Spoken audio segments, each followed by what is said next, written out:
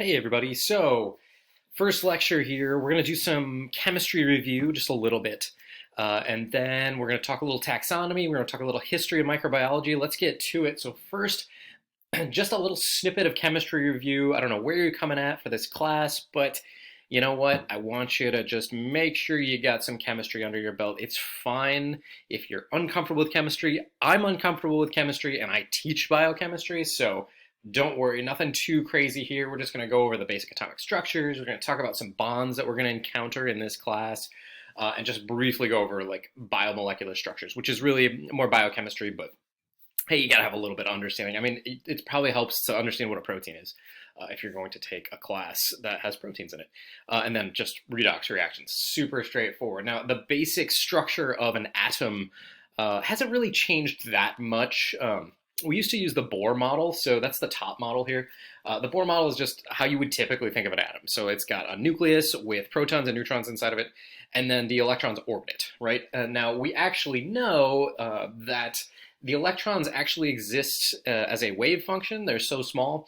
It's the wave-particle duality of nature. And so we know that because they're so small and they function as a wave, and also as a particle sometimes, that we can use math to calculate the odds of an electron existing in a specific location.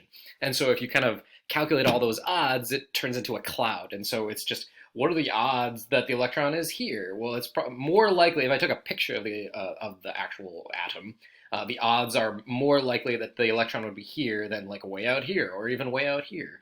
And so you can sort of calculate that density. And so that's just the electron cloud style of what an atom looks like.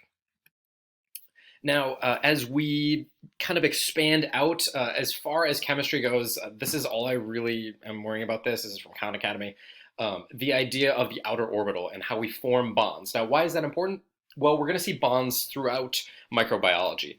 Any biological system has to use bonds. It's what undergirds everything in biological systems, right? It's what holds literally everything together. And so we need to talk about bonds. And really, it's just the sharing of electrons, right? And so in order to understand the sharing of electrons, we need to understand what a valence electron is, or the electron that's just in the outermost orbital.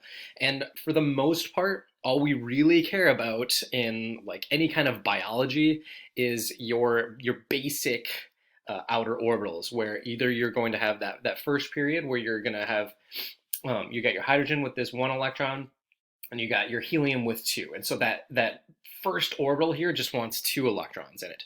And so hydrogen wants to have two electrons here, so it's willing to either give it up so that it's just a proton, or it wants to have two, so it's gonna be very willing to share, so it fills that outer orbital so that outer orbital has two electrons in it. Now the other periods tend to want eight. Okay, that's typically what we would talk about. And so the outer orbital just wants eight electrons. And so as we move across the periodic table, we see, okay, here's neon. Okay, so it's in that top right corner there. I mean, helium's right above it, but you got your neon here. And then right next to that is fluorine, which in its outermost orbital, it has 1, 2, 3, 4, 5, 6, 7 electrons. That's really, really weird. It really wants 8. Neon is super happy. It's super stable with 8 electrons in its outer orbital. And so fluorine is missing one of those electrons. And so fluorine will do almost anything to get an extra electron. That's why fluorine is so reactive. They're leaving out oxygen here. So oxygen would be in between here, and then there's nitrogen, which is missing 3 electrons. Then you hit to carbon, and it's got 1, 2, 3, 4 electrons in its outer orbital. And so it wants to have those orbitals filled. So it's very willing to form bonds. Bonds sort of act as a surrogate. They let an electron sort of be shared for this little spot here, because it's missing a spot here, right? Carbon is missing a spot here. That neon is filled with an electron. So it's very willing to share there. Fluorine, on the other hand, really wants to pull electrons away. It doesn't like to share that much. And then you start getting over into weird stuff like the metals. They're very willing to get rid of one of their electrons. And something really important to think about, a lot of people will conflate or inflate the importance of the charge on an atom or on a molecule with as being more important than the actual outer orbital. So why am I saying that? So lithium is very willing to get rid of this electron, because then that means its outer orbital is filled, even though it's the inner orbital here. Okay, and so that would mean that lithium gave up an electron. Electrons have a negative charge. Okay. So if I give up a negative charge, that means I become positive, right? And so lithium would then, if it gives up a negative charge, it would have a positive charge here. So this would be a +1 lithium if I got rid of this electron. But that's okay because lithium's outer orbital, which is now this inner one here, because I got rid of this one, lithium's outer orbital is happy, it's stable, and that's better. It doesn't care that its overall net charge is now positive because it got rid of that negative charge. Okay, that's fine. Same with fluorine. So fluorine really wants another electron to fill this spot. And so if it gets another electron, that makes fluorine slightly negative. It's going to have a -1 charge, but that's okay because its outer orbital, having its outer orbital stable is more important than gaining some kind of charge or losing a charge, okay? But in biological systems, sometimes we don't think about it that way because the actual charges on atoms and molecules is super important to how those actual molecules function. And so that's where some of that importance gets conflated. It depends on what kind of class you're in. It doesn't really matter. Let's keep moving on. Talking about different kinds of bonds. We need to talk about energy. What is energy? I mean, honestly, in an atomic level, energy is just how much work, how much energy do I have to put into a bond to break it? Okay, that's kind of how we look at it. How hard is it really to pull them apart? Okay, and how atoms share those electrons and how they have their charges touch each other I mean, that's what people spend years of their lives studying and still do. And so there's different kinds of bondings that we're going to encounter. The covalent bonds are the ones that we typically think about, though ionic bonds also happen all the time, of course. In this class, we're not going to talk metallic bonding. So it's going to end up being basically your covalent bonds. Now, if we're going to talk about covalent bonds, so I was mentioning a second ago, fluorine really wants an electron, right? So how bad does an atom want an electron?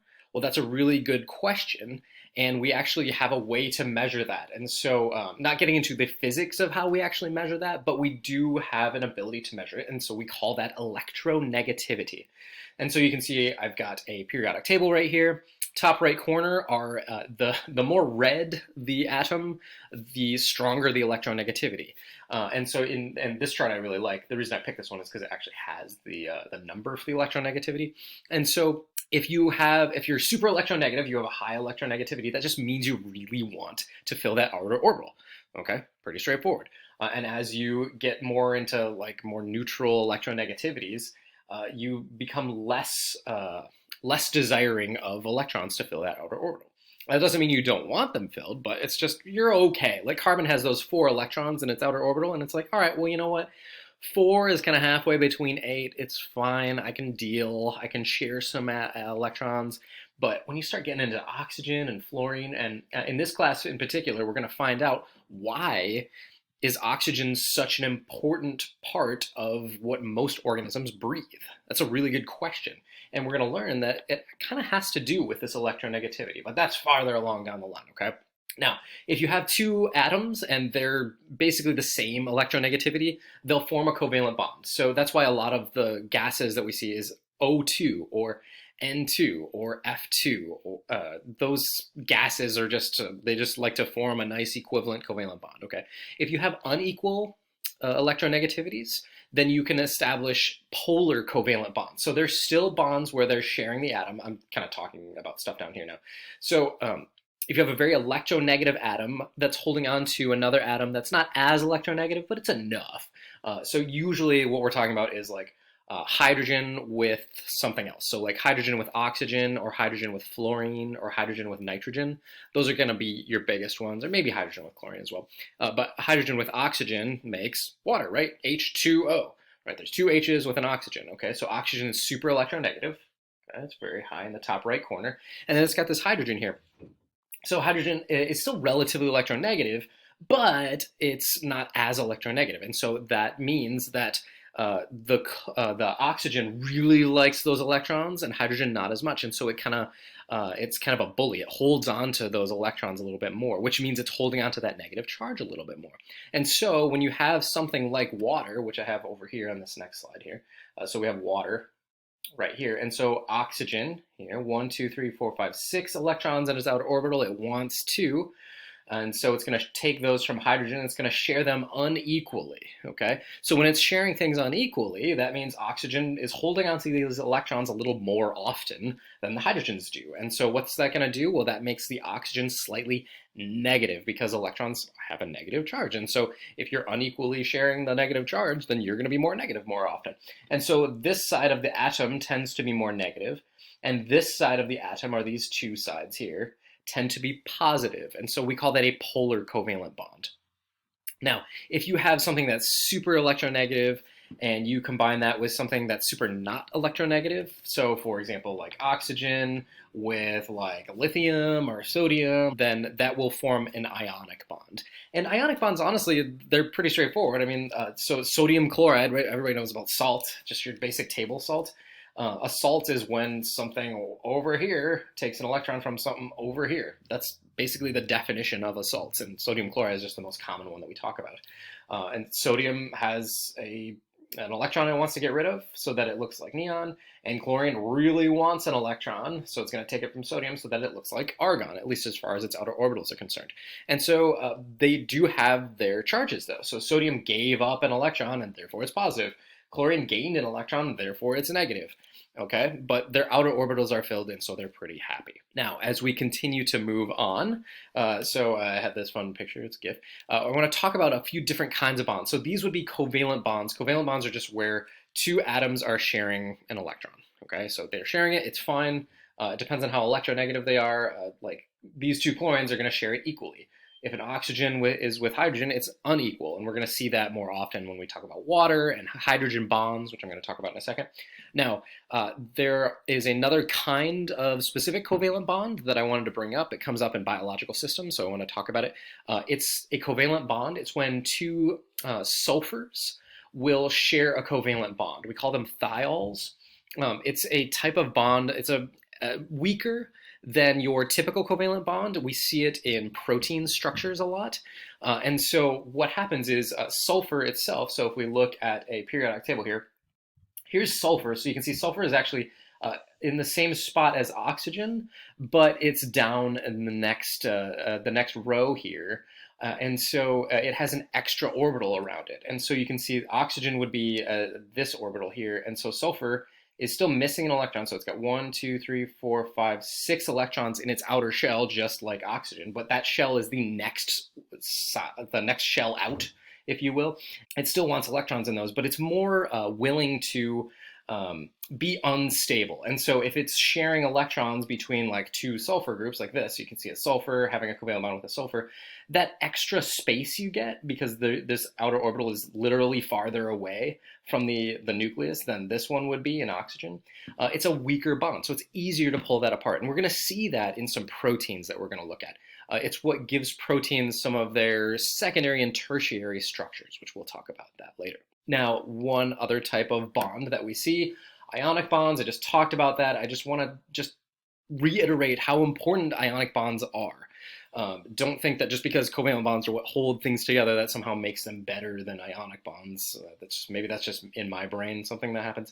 When you have that movement of an electron, which has a negative charge, onto something that wants that negative charge, follow the charge. So this negative charge just moved to this one. That means this is more negative, and that means this is more positive, but now they're attracted to each other. We're going to see that a lot. They're like little magnets that stick together. And in biological systems, we're going to encounter ionic bonds all the time as well. Though, I mean, I would argue not as often as covalent bonds, or they're just not as noticeable, I suppose. Now, another type of bond would be a hydrogen bond. We're going to see these all the time. Mostly with water. That's the most common place that we actually encounter it, but technically it could occur between any relatively electronegative atom with a covalent bond to a relatively less electronegative atom. So this side of the molecule is slightly positive, so you can see here it's kind of positive over here. This one will be kind of negative for the reasons I talked about earlier. Where are those electrons in that electron cloud? Well, they're more on the oxygen. But that allows you to stack things together. So you can see these water molecules. The white is hydrogen, that's pretty typical for model systems, and then the red is oxygen, that's kind of classic coloring. And you can see that we form these crystalline structures. This is what gives water its strength. It's why it forms, it's why water's boiling point is so high, because it actually forms this structure. It's really hard to break water molecules away from other water molecules. And so you have to heat them really high. Water has a way higher boiling point than it should because of this reason. And that's the same reason why there's like surface tension. It's why bugs can, crawl across the surface of water, or why water crawls up the sides of a glass, is because of hydrogen bonding like this. So jumping off of water, where do we see hydrogen bonds? Where do we see these disulfide bonds? Where do we see covalent bonds? DNA is a great example. Here's tons of covalent bonds, okay, that we can see. Here's our nice double helix. There are two helices, of course, and so on each strand of the helix, which we're going to spend more time later on in this class talking about this, but we see tons of covalent bonds here. We got a nice phosphate here with lots of covalent bonds, so this nice sugar, and we've got our base here, and then in between your DNA strands are hydrogen bonds. Okay?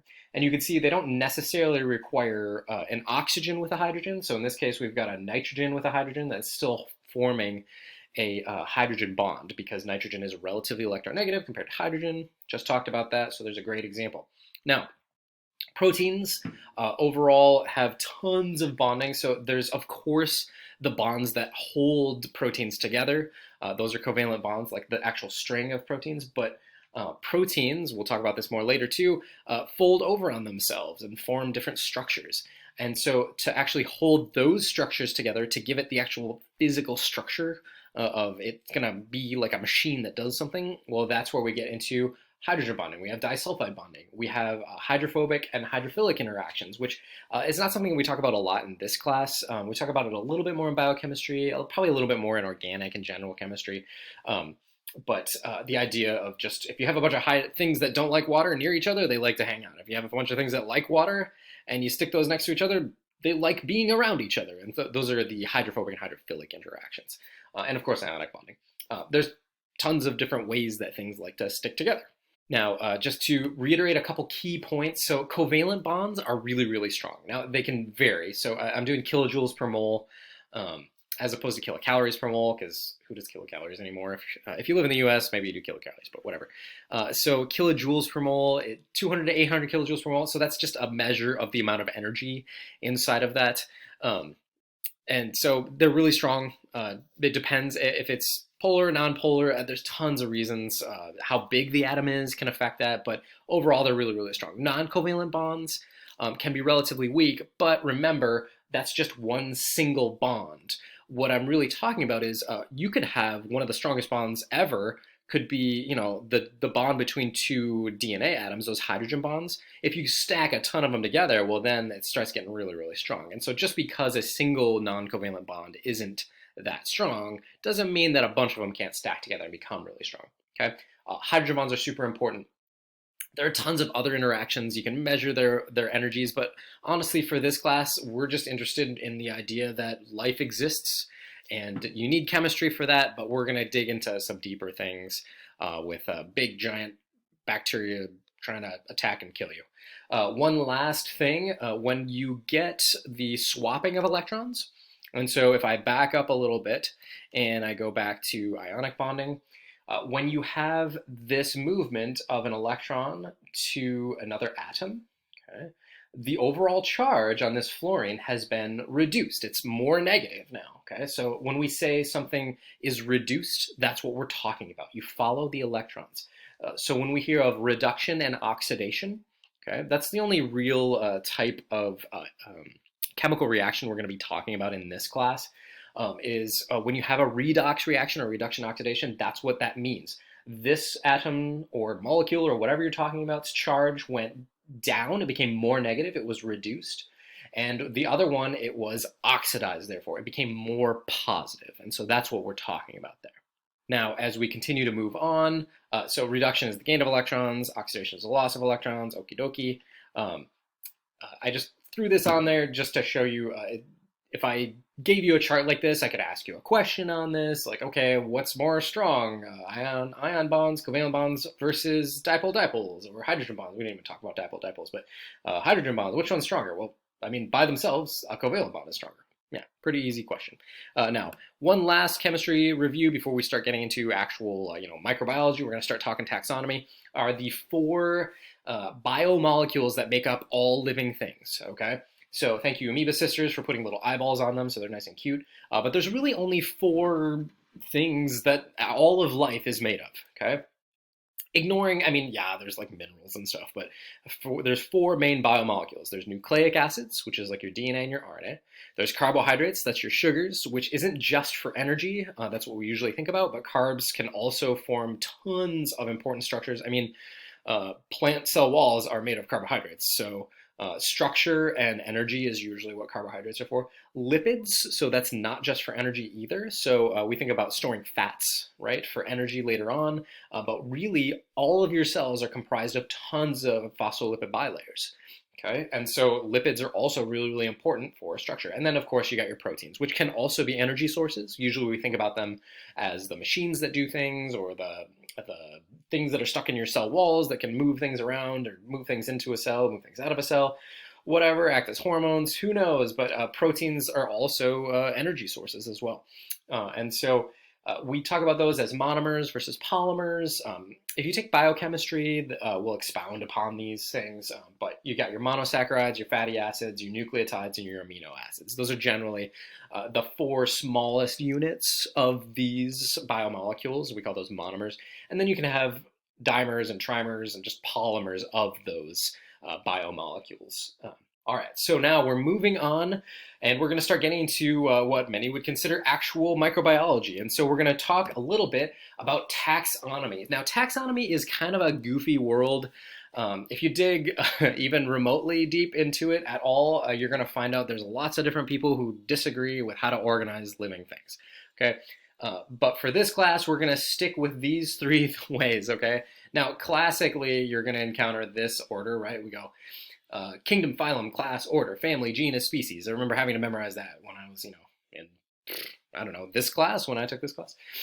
We now have something that we call domains. Now, there are other ways to organize this that are relatively new compared to like this classic system. I'm going to stick with this one because this is the most used system. And honestly, like the new ones are just kind of, I don't know, they're not more helpful. They're just I don't know, somebody's like, well, technically spirochetes should be a separate domain, and so we created our own domain. I don't know, it's just like these taxonomists yelling at each other to just see who's the smarter one. But we're going to look at these domains. And so there's three big domains of life, okay? Bacteria, archaea, and eukaryota, okay? Or I might say eukarya sometimes. And so eukarya, that's us, okay? So there's animals right there. Animals, funguses, plants, these are all things, we're not going to talk about most of these, though there are lots of small stuff. So basically this class is going to cover small things, okay? Now, there are small eukaryotes, okay? Awesome. So we'll talk about small things. Animals are made of really small things, so we'll also talk about cells. But archaea and bacteria are the two other domains that encompass basically what any normal person who's not in a microbiology class would call them bacteria. They're real small things, they're a single cell, and some of them make you sick, or they live in weird places, okay? Now, we actually can separate those two things out, okay? So if you were given a picture of an archaea, you would think it's a bacteria, but it's not. Its DNA is different enough that we can have it separate out. And technically, this is an exam question I always like to ask, what's more closely related to animals, like a dog?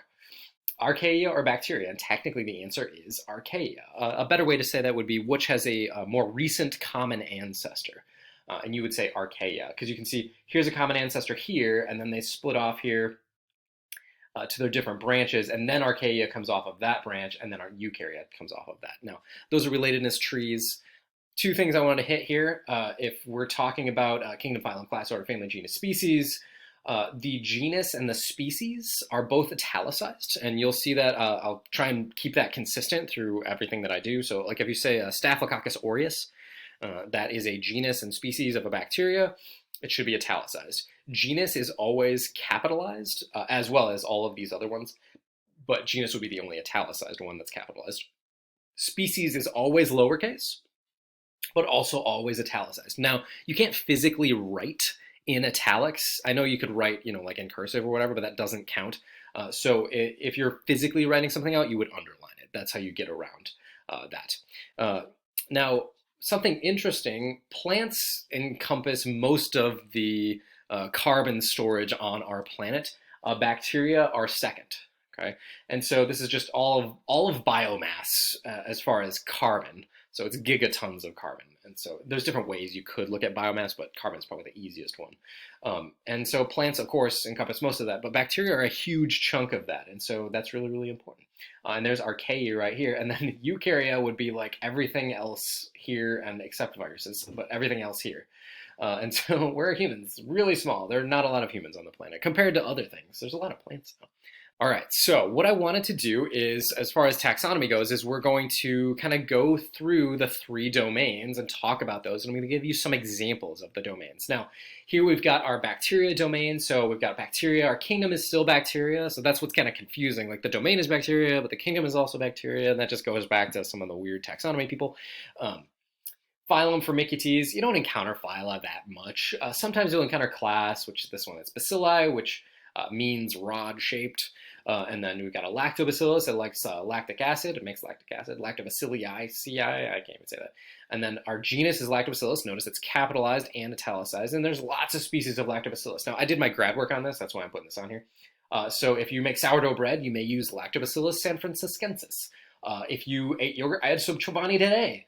The Lactobacillus acidophilus is one of the bacteria that's in there, and I actually did my grad work on that bacteria. If you make Swiss cheese, you probably will use Lactobacillus helveticus. Pretty cool, okay? And so that's just how we organize bacteria. How we talk about specific bacteria is really, really important. It feels kind of tedious at times, and a lot of people aren't super into taxonomy, but it's really important because if you want to talk about a bacteria with someone else from like another field, it's really important that you know how to at least talk about its name.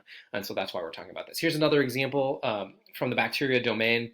You keep going down here and they should start feeling interesting. So we got Mycobacteriaceae, SEI, and then you got Mycobacterium, and then the species would be tuberculosis. And so this would be TB, right? So some of you may have gotten a tuberculosis test before. It's still a huge problem. It kills tons and tons of people all the time. It's really, really dangerous. And they form these inside of your lungs. They form these granulomas. They can be either necrotizing, non-necrotizing. It's really, really interesting. I went to Colorado State University for my grad work, and we have tons. It's one of the biggest tuberculosis research groups in the world there. And so I got a lot of grad topics courses in tuberculosis. It's a big pain in the butt is basically what I learned about tuberculosis. Now, bacteria in general, they're really small, 1 to 5 microns. Single-celled, these are all usually, okay, so they're going to be single-celled. They tend not to have membrane-bound organelles, especially the nucleus. There are a couple exceptions to membrane-bound organelles, and by membrane-bound, I mean a phospholipid bilayer, which we're going to talk about later, okay? But basically how you would typically think of a cell wall, or not a cell wall, a cell membrane. Cell walls are something different, but we're going to talk more about that when we actually talk about the bacteria and like their structures. We're going to go through organelles. But they don't have membrane-bound organelles, as opposed to eukaryotes, which have membrane-bound organelles, like your nucleus, or your Golgi apparatus, or your endoplasmic reticulum, or your mitochondria. There are tons of shapes and arrangements. There are 2 really big important ones, okay? So coccus is a little sphere, so think of like a little ball here. So there's a coccus, just a single coccus by itself.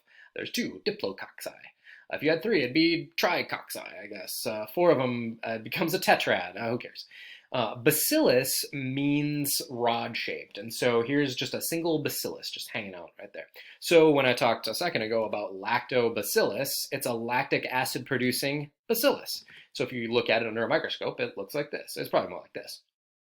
Now, that's their single shapes, and there are differences. So you can have Coccobacillus, which is like it's a long sphere.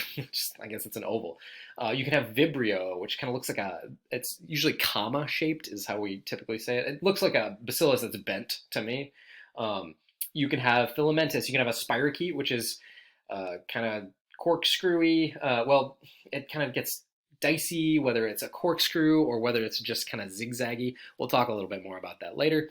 Anyway, now how you actually, so that's the shapes of the bacteria, but how you arrange them is really important as well. And we'll spend more time talking about this, especially in labs, where if it's strepto versus staphylo. So staphylococcus, okay, is how we would typically encounter. You've probably heard of that. Like I have a staph infection.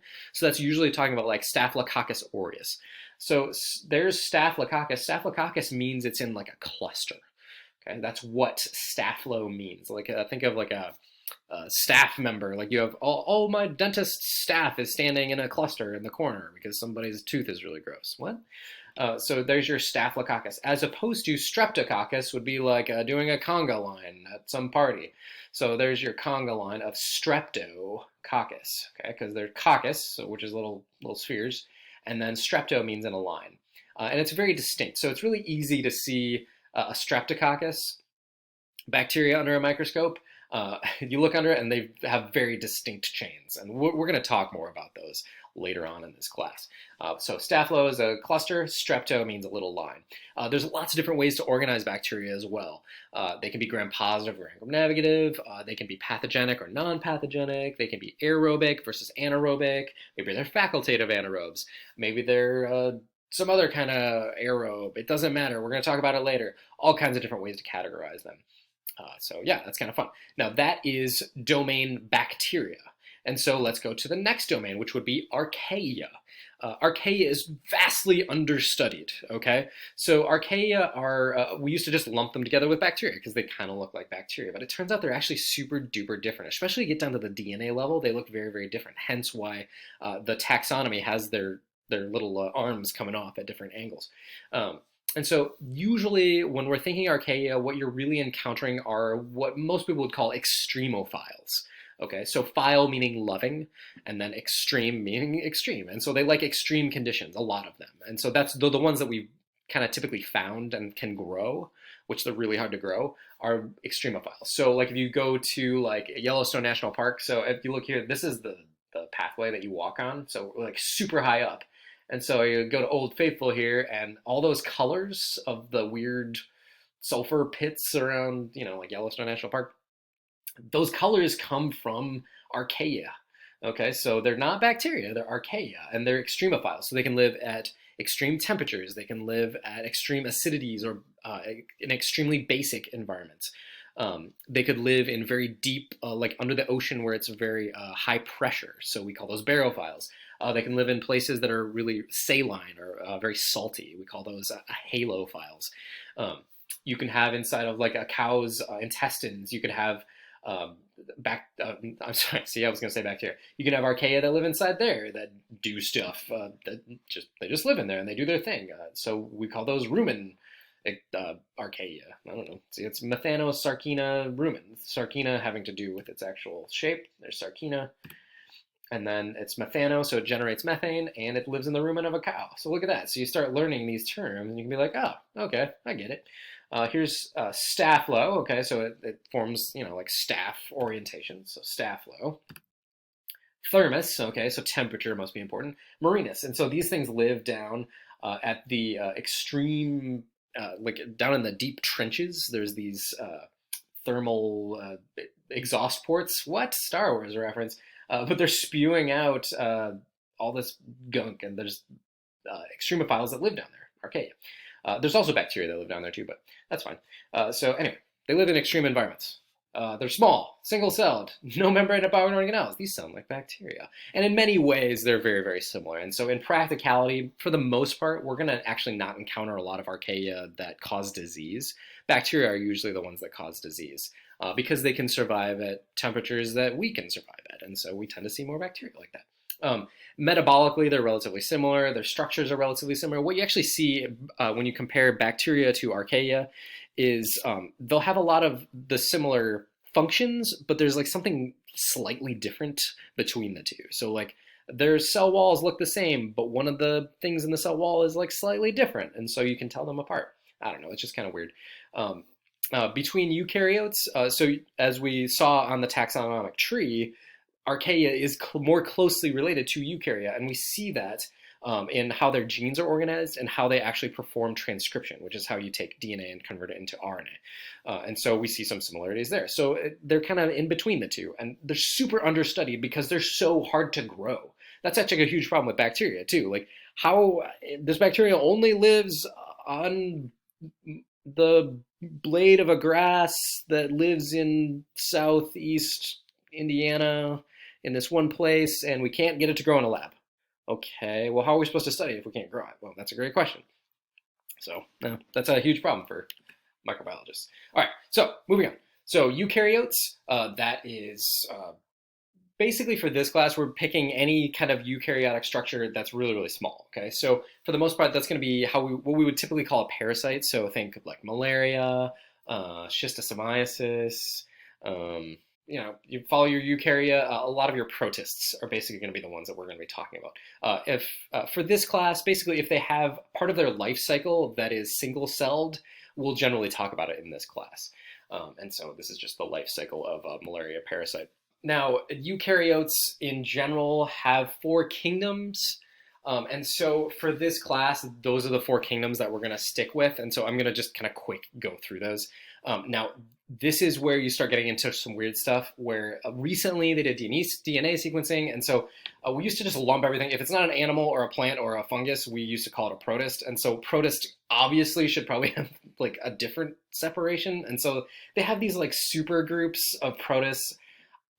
It's so boring. I don't like talking about it at all. And so I put it on this chart so you can look at it and see that it's really complicated, but really not that relevant to the rest of your life. So we're just going to keep on going, and somebody can get mad at me about that. I don't really care. So funguses, I mean, there's tons of them.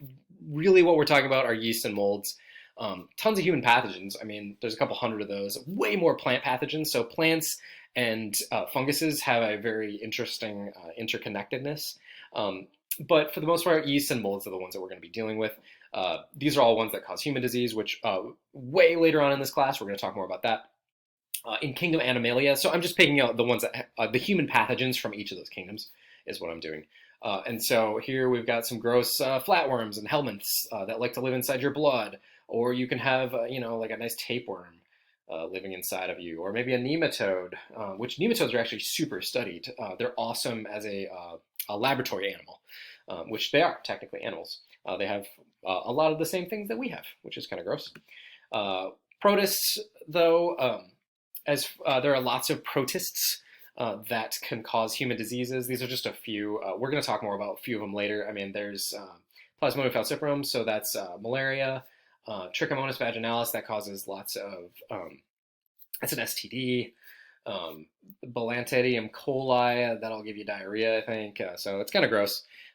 Anyway, so I was trying to think, I was like, are there any plants that are pathogens for humans? Not really, but I was thinking about allergies because my wife has really, really bad allergies. And so probably to ragweed because there's like a field next to our house that's just full of ragweed, and she like can't even leave the house. It's terrible. And so just to reiterate, pollen is a huge problem. And in case you didn't know, the reason it's a huge problem, and it's becoming worse and worse and worse, is because one thing that got put out by, I don't think it was the USDA at the time, but they had urban planning for the 1950s. And they said, in some just random thing, they were like, hey, you should use male plants because then they don't make the fruit, because the fruit, is going to make a big mess. So just plant male trees. Well, male trees are where the pollen comes from. And so most cities only have male trees in them. And so it's a huge problem. It's been getting worse. Also, as global climate change happens, which you can think that that's not happening, but it definitely is, especially if you actually dig into the data. And so CO2 levels are going up, and that actually causes greening and fertilization increases. So that's why pollen seems to have been climbing steadily over the last couple decades. Really, really interesting. This is just the immunology of how allergies work, but we're going to talk about that later, so don't worry. Something that we will encounter, I will definitely say it. So I was taught there are eukaryotes and prokaryotes. That was the two systems. Okay, that was like before we had these domains of basically separating out archaea and bacteria. Okay, that is the better way to do it, to separate out eukarya, archaea, and bacteria. Okay, that's the better way. The old school way, and basically anybody who's like, I don't know, 30 and older will still say prokaryote, especially if they're kind of old. It's an old school categorization. We used to lump archaea and bacteria in there. If they don't have a nucleus, they're a prokaryote. And so it's still super commonly used. I will accidentally say it all the time. You can yell at me or whatever, it's fine.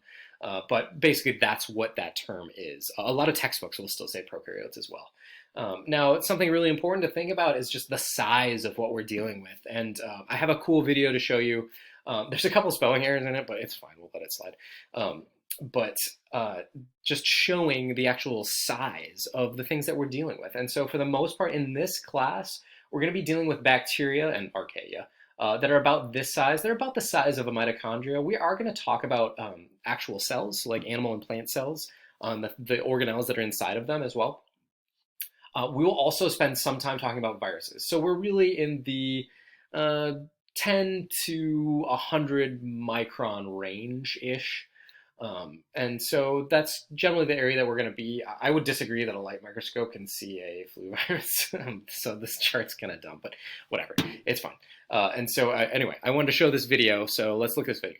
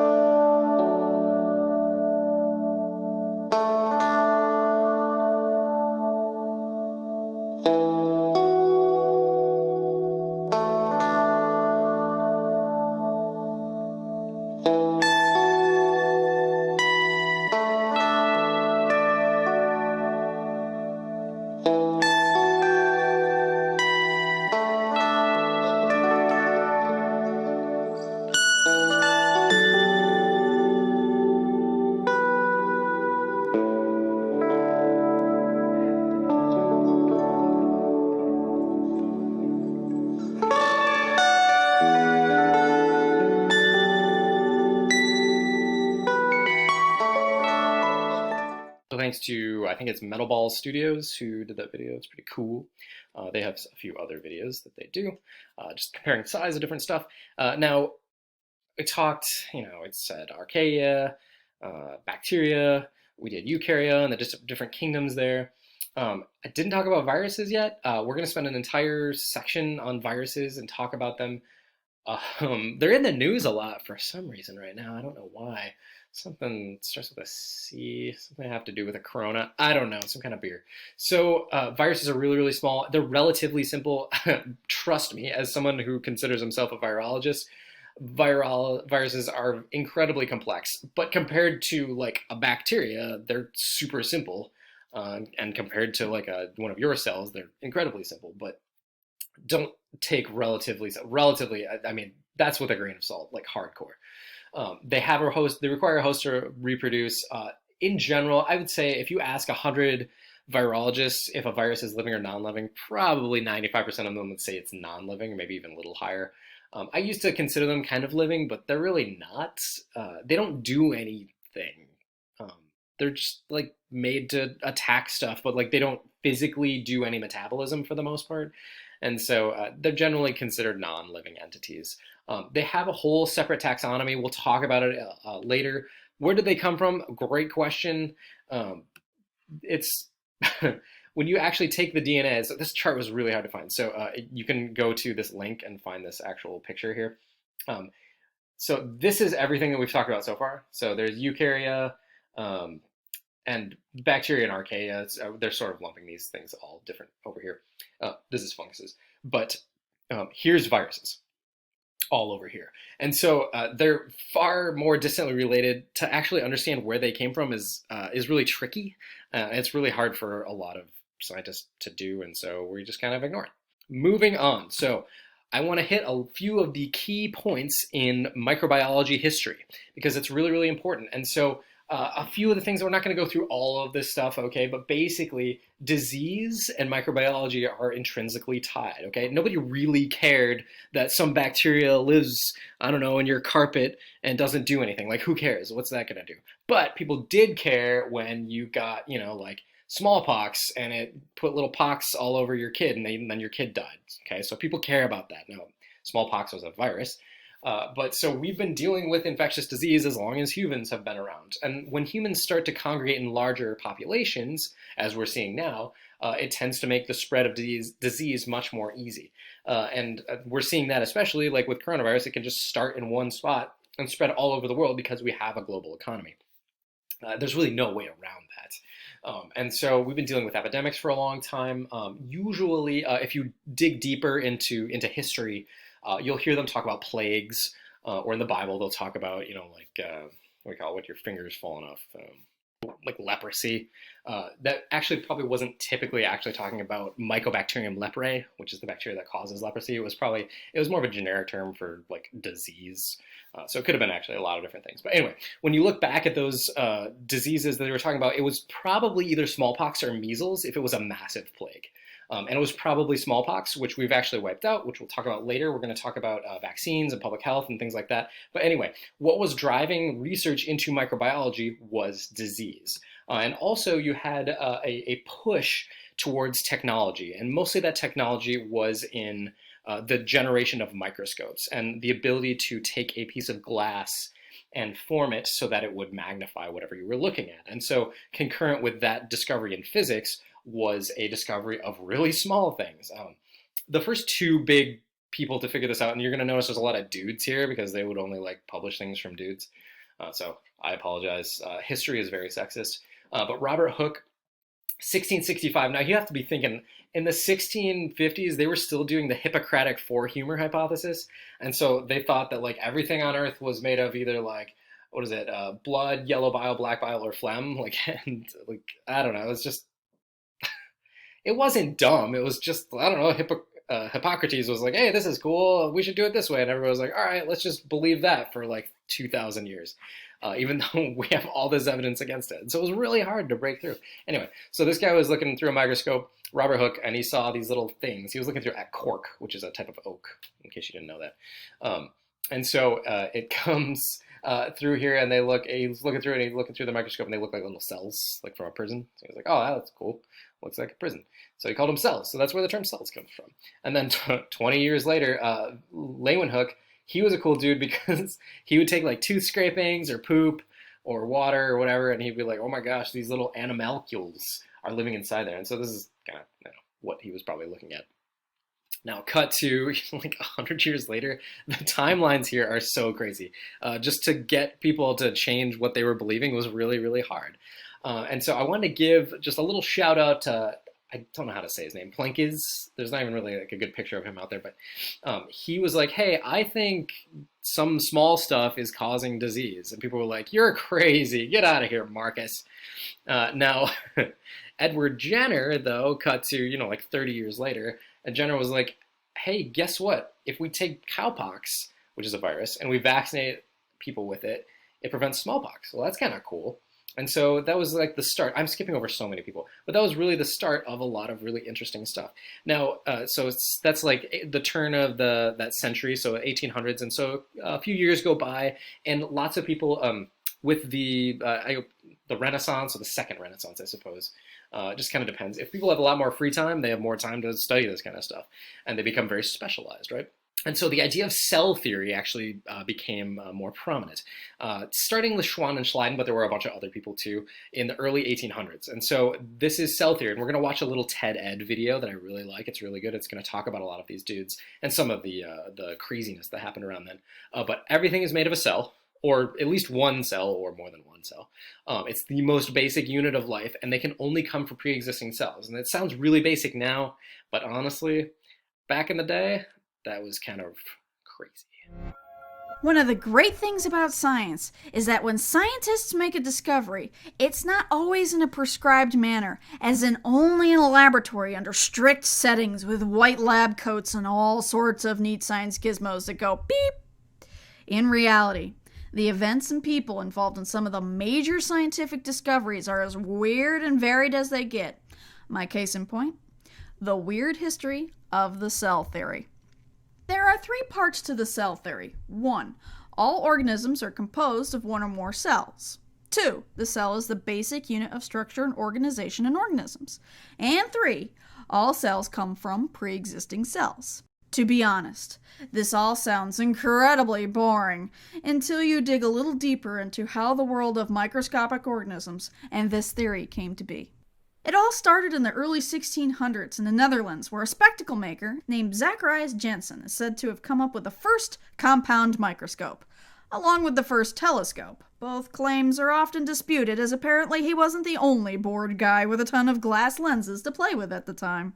Despite this, the microscope soon became a hot item that every naturalist or scientist at the time wanted to play with, making it much like the iPad of its day. One such person was a fellow Dutchman by the name of Anton van Leeuwenhoek, who heard about these microscope doohickeys, and instead of going out and buying one, he decided to make his own.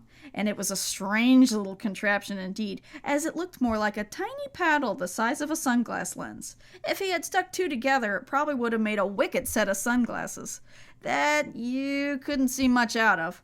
Anywho, once Leeuwenhoek had his microscope ready, he went to town looking at anything and everything he could with them, including the gunk on his teeth. Yes, you heard right. He actually discovered bacteria by looking at dental scrapings, which, when you keep in mind that people didn't brush their teeth much, if at all, back then, he must have had a lovely bunch of bacteria to look at. When he wrote about his discovery, he didn't call them bacteria as we know them today, but he called them animalcules because they looked like little animals to him. While Leeuwenhoek was staring at his teeth gunk, he was also sending letters to a scientific colleague in England by the name of Robert Hooke. Hooke was a guy who really loved all aspects of science, so he dabbled in a little bit of everything, including physics, chemistry, and biology. Thus it is Hooke who we can thank for the term the cell, as he was looking at a piece of cork under his microscope, and the little chambers he saw reminded him of cells, or the rooms monks slept in their monasteries. Think college dorm rooms, but without the TVs, computers, and really annoying roommates. Hooke was something of an underappreciated scientist of his day, something he brought upon himself as he made the mistake of locking horns with one of the most famous scientists ever, Sir Isaac Newton. Remember when I said Hooke dabbled in many different fields? Well, after Newton published a groundbreaking book on how planets move due to gravity, Hooke made the claim that Newton had been inspired by Hooke's work in physics. Newton, to say the least, did not like that, which sparked a tense relationship between the two that lasted even after Hooke died, as quite a bit of Hooke's research, as well as his only portrait, was misplaced due to Newton. Much of it was rediscovered, thankfully, after Newton's time, but not his portrait, as sadly no one knows what Robert Hooke looked like. Fast forward to the 1800s, where two German scientists discovered something that today we might find rather obvious, but helped tie together what we now know as the cell theory. The first scientist was Matthias Schleiden, a botanist who liked to study plants under a microscope. From his years of studying different plant species, it finally dawned on him that every single plant he had looked at were all made of cells. At the same time, on the other end of Germany was Theodor Schwann, a scientist who not only studied slides of animal cells under the microscope and got a special type of nerve cell named after him, but also invented rebreathers for firefighters and had a kickin' pair of sideburns. After studying animal cells for a while, he too came to the conclusion that all animals were made of cells. Immediately, he reached out via snail mail, as Twitter had yet to be invented, to other scientists working in the same field, and it was Schleiden who got back to him, and the two started working on the beginnings of the cell theory. A bone of contention arose between them, as for the last part of the cell theory, that cells come from pre-existing cells, Schleiden didn't exactly subscribe to that thought, as he swore cells came from free cell formation, where they just kind of spontaneously crystallized into existence. That's when another scientist, named Rudolf Virchow, stepped in with research showing that cells did come from other cells. Research that was actually, how to put it, borrowed without permission from a Jewish scientist by the name of Robert Remak, which led to two more feuding scientists. Thus, from teeth gunk to torquing off Newton, crystallization to Schwann cells, the cell theory came to be an important part of biology today. Some things we know about science today may seem boring, but how we came to know them is incredibly fascinating. So if something bores you, dig deeper. It's probably got a really weird story behind it somewhere. All right. Gotta love those TED Ed videos. They're so good. I'm just going to plow through some of this microbiology history now. So we've turned the century. It's the 1800s, mid-1800s. Semmelweis was really, really important. He went actually crazy. He got committed because like nobody would listen to him, and he went nuts and died in like an insane asylum because the guards like beat him to death. His story is super, super interesting if you ever want to read about Semmelweis. He was working as a doctor, and he was like, hey, I think we should wash our hands after we touch the cadavers instead of going right to delivering babies. I think we should wash our hands. People were like, that's crazy, Semmelweis, get out of here. But then he basically published, and eventually people listened to him after he was dead. The most postpartum infections were being caused by strep pyogenes, which is group A strep, which we'll talk about much later in this class, like near the end. We'll talk about specific bacterial disease. And he was like, hey, we should wash our hands. And they were actually using like bleach water, basically. But Semmelweis was super duper important, especially for public health. Now, Louis Pasteur, pasteurization, this guy did like so much stuff. One of the more important things that he did for microbiology was that he confirmed the germ theory of disease, and just that small things can cause disease and they don't spontaneously generate, okay?